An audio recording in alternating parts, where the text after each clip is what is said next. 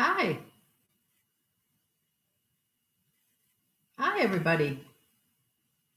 How's everybody today? Is myself reading short stories every day. We come together, share a sip of something warm and cozy. Mine is coffee today. I've had a big day and I'm just getting to the end of my coffee here, but that's okay. I'm having coffee.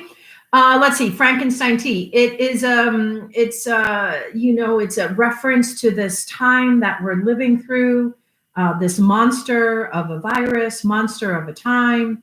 It's a reference to permissible reads that can be recorded. The one I'm reading today is not permissible. I'm a rule breaker once again. But I do always want to make it clear that I'm following the rules as they're known to me at this time. And during this time of COVID, publishers and authors are sort of like given wider breath, right? We can share more than we normally could. And there's no monetization with this project. This is not a recording that will be sold, or there's no ads on this YouTube channel, none of that. So that makes it actually permissible and legal. But just so everyone knows, I am following copyright laws and following meaning like reading what librarians are allowed to do right now. And I take that seriously. So, as many times as I sit up here and break the rules, I do want you to know that there is a path I'm navigating there. So Frankenstein Tea, what else do I tell you about Frankenstein Tea? So it's a midday check-in. And so sometimes I read from this list, and I'll read from it today because my story is not particularly long. So this midday check-in list says, have you eaten a regular meal? Have you showered? Have you had enough sleep? Are you thinking kind thoughts? Have you had fresh air? Have you connected with someone you love? Have you moved your body? Those are all things that we want you to be doing. And then the don't on the list is don't compare yourself to others. So that's a little mental health checklist. If you need more help with your mental health, I encourage everyone to reach out and get the help they need. COVID is a crazy time, and nothing wrong with getting help that you need during this time. Everybody's going to be feeling different things on different days. So, reach out and get the help you need. Lots of resources on the Block Island Medical Center page and on blockislandmentalhealth.org, the NAMI Block Island page. That's your check-in. So I've done a little introduction. I've done a little check-in. I know what I want to say. I want to tell you to go and watch the Kim Gaffett video that we did this morning for Healthy Kids Inside and Out. Kim Gaffett has worked with the library for years, beginning when she was with the Ocean View Foundation, and continuing now that she's with the Nature Conservancy as the Ocean View Foundation naturalist. And we've always had a great partnership, and I really can't thank her enough for sticking it out with me and continuing to bring that program to you on Fridays. We filmed a great something this morning, and I especially want to encourage people that have kids or grandkids, or go and share that video, because we talked about a May Day bouquet and a little bit about how everybody can participate in that project right now.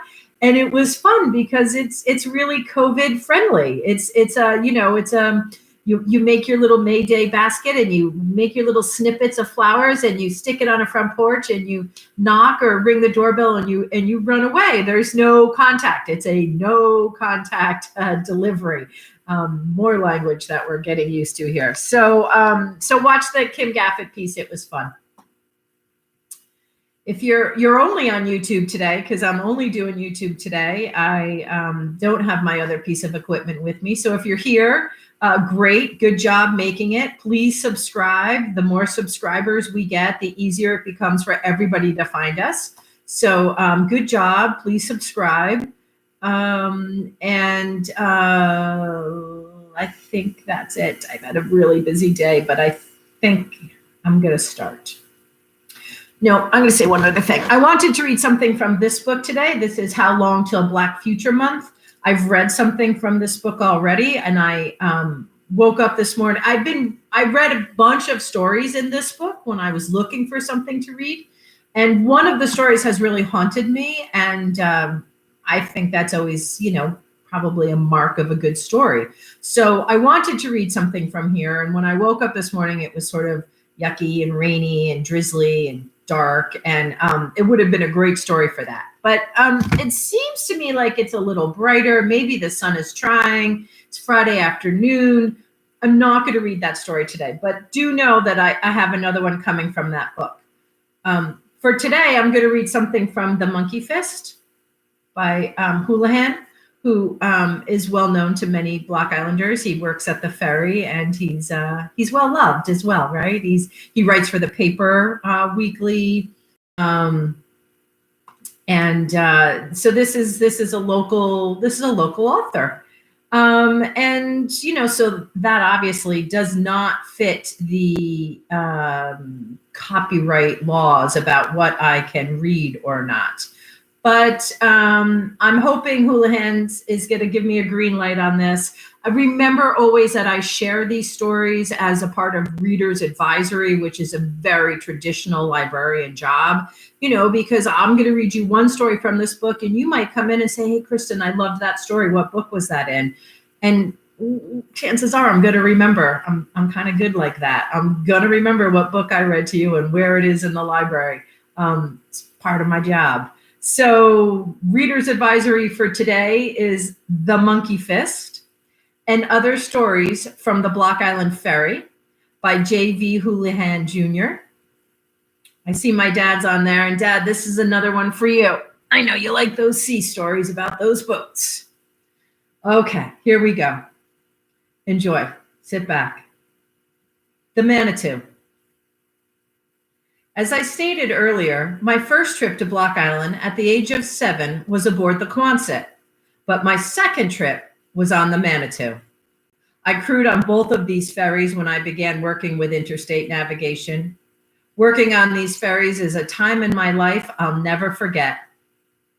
The Quonset and Manitou had different aesthetics and characteristics. Block Island historian Bob Downey's History of Photography of Block Island, Volume 2, illustrates this perfectly.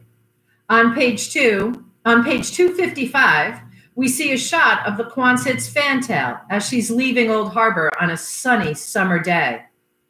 Then, on page 258, we see a dramatic shot of the Manitou doing what she was designed for, leaving Old Harbor in very rough seas. In 1970, the Manitou was built as the year-round ferry to serve the needs of Block Island. Perhaps she was not the most sea-kindly boat, but she did have the prettiest lines.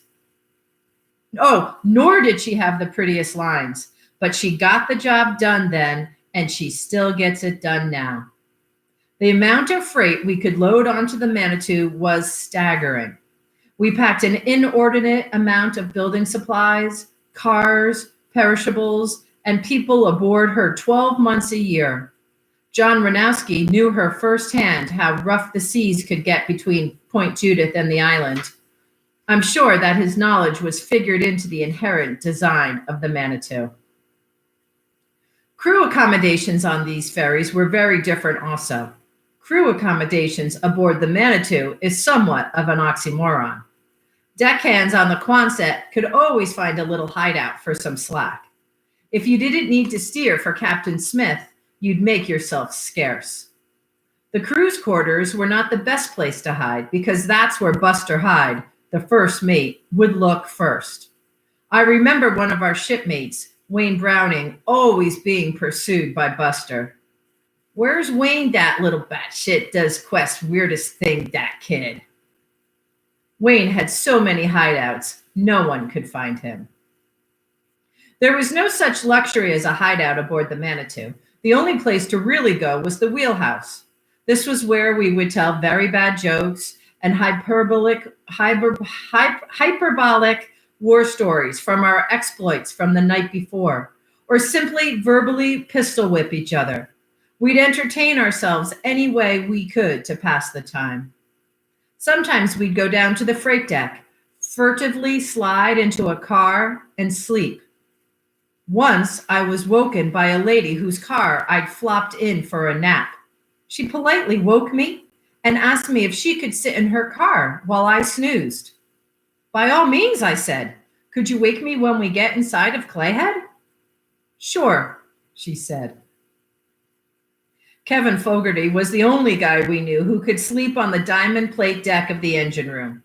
He'd grab some flattened Nissan bread boxes, bring them into the engine room, and fall fast asleep on them.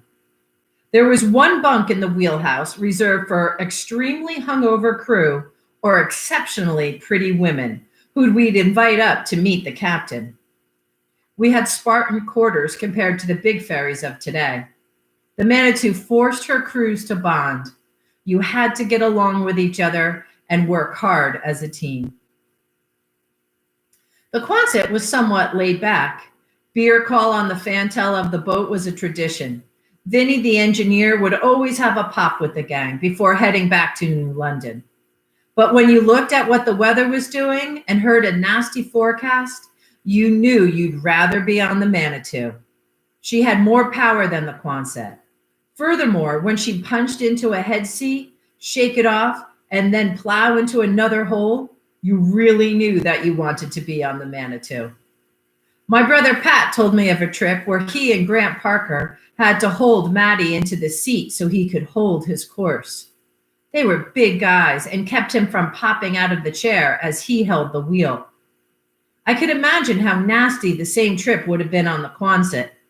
Moreover, the prettier lines of the Quonset didn't really matter when we were involved in a nasty crossing, and some passengers had mal de mer. Without question, the Manitou was the more seaworthy boat. She could certainly hold her own in some very serious weather. On a return trip to Point Judith in May, Captain Lou II was heading toward Newport and taking the sea on the starboard bow quarter. The seas were 6 foot, erratic, white-capped concoctions coming from the northeast. He said to his new green sailors with his thick southern drawl, "What in hell are we doing out here?" He said this while casually steering the boat with his feet up on the console as waves kept pounding the Manitou. Everyone down below was sick as he took as much roll out of the boat as he could by quartering the seas. With a captain like that, we felt secure aboard the boat. The Manitou was capable and commendable. Moreover, she did well by serving the needs of Block Islanders over all these years. We ran her in Newport this past summer. The first day of the run, Captain Matt Rooney, the guy who hired me all those years ago, was in the wheelhouse. We both shook our heads thinking, she's still getting the job done. Sometimes I wonder if the Manitou has weathered the years better than Maddie and me. Recently, I asked him if he cared about the Manitou's aesthetics when he was in rough winter weather. "As long as I get back, Joey, that's all I really cared about," he said. Finally, we loved that boat. Matt Rooney, Grant Parker, Rick and Skip Hull, Bob and Kevin Fogarty, Scott Kavanaugh, and I included, all took pride in working on the Manitou. Back in that period, Point Judith was our social center after work. Maddie would put on a Jim Croce tape, and we'd hang in the salon, drinking beers, and singing Leroy Brown, out of key, naturally.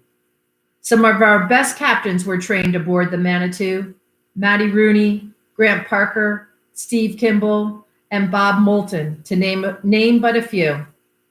These guys became outstanding boat handlers, and they all started on the MV Manitou.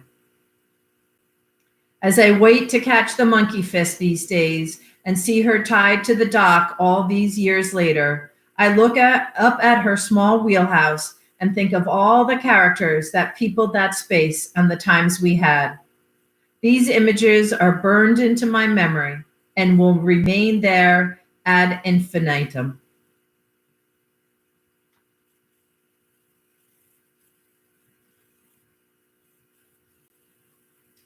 That's Houlihan's book, The Monkey Fist.